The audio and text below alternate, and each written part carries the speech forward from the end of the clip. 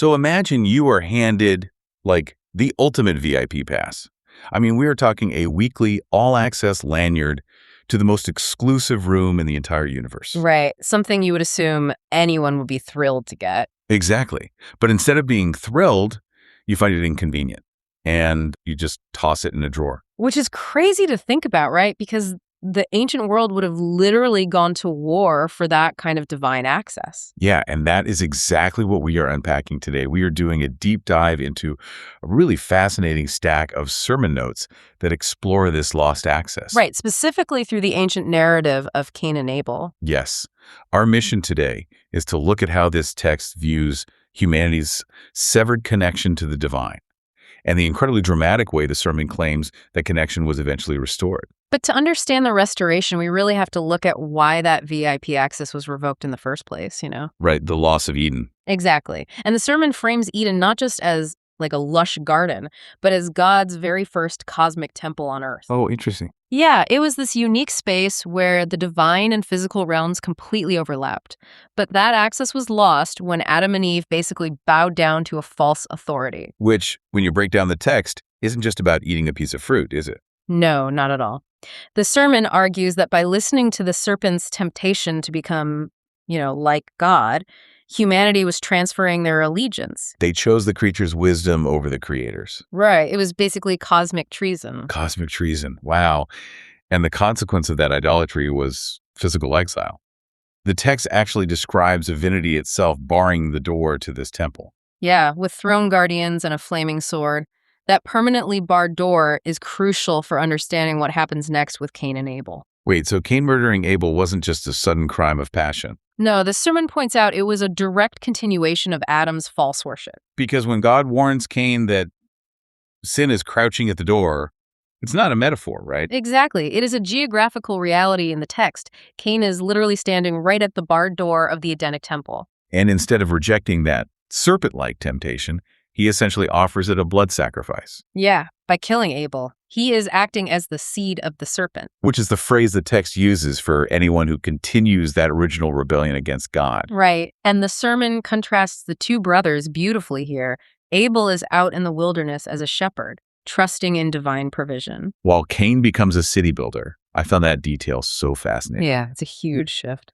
The text positions the ancient city as a direct product of the fall. By building walls and gates, Cain he's artificially trying to recreate the safety of Eden. It's an architecture built on a total lack of trust. Exactly. Instead of relying on divine protection, humanity decides to build its own fortress, which the sermon notes eventually culminates in the ultimate artificial city. Babel. Right, Babel. So Cain builds a physical wall to protect himself from the world he just ruined. And the sermon uses a really striking phrase to describe just how ruined that world was. It calls his spilled blood cosmic radioactivity. Oh man, that phrase really stuck with me. Right. The idea is that Cain literally pollutes the earth. The ground is corrupted by this radioactive sin. And creation is basically screaming out for a reboot at this point. Which leaves humanity in this terrifying downward spiral. I mean, the ground is poisoned, the door to God is locked, and every generation just gets further away. So how does the text resolve this?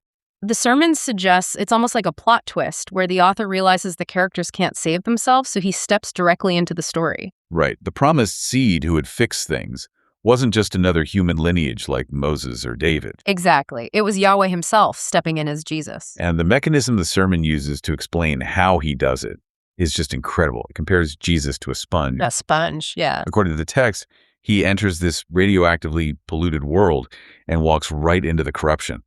But instead of being defiled by it, his perfect obedience soaks up the pollution. And the parallel to Abel here is haunting, because history repeats itself. It totally does.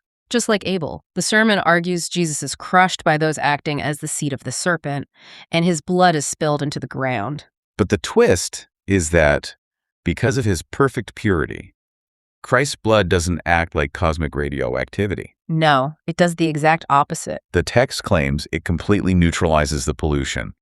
It cleanses the earth. And by acting as the ultimate sponge, he tears the veil to the temple and willingly breaks open that permanently barred door. Access granted. Access granted. Which brings us to the ultimate application for you listening right now. Right, because this isn't just ancient history. No. The sermon insists that if this narrative is true, you aren't just wandering around on a cursed, polluted earth waiting for the end. It argues your daily tedium, your work, and even your suffering have profound meaning. You are invited to, as the text says, Edenize this world. I love that phrase. Yeah, it means your daily life is actively participating in architecting a new creation, taking that divine access back out into the wilderness. Exactly. Which leaves me with a final thought for you to ponder today. If the ancient concept of the city began as a sinful, artificial attempt to recreate Eden with physical walls and gates. Well, wait, you mean like building our own safety? Right. What does that imply about the walled-off digital cities and virtual realities we are so frantically building to escape our world today? Are we really just trying to invent our own VIP pass back into the garden?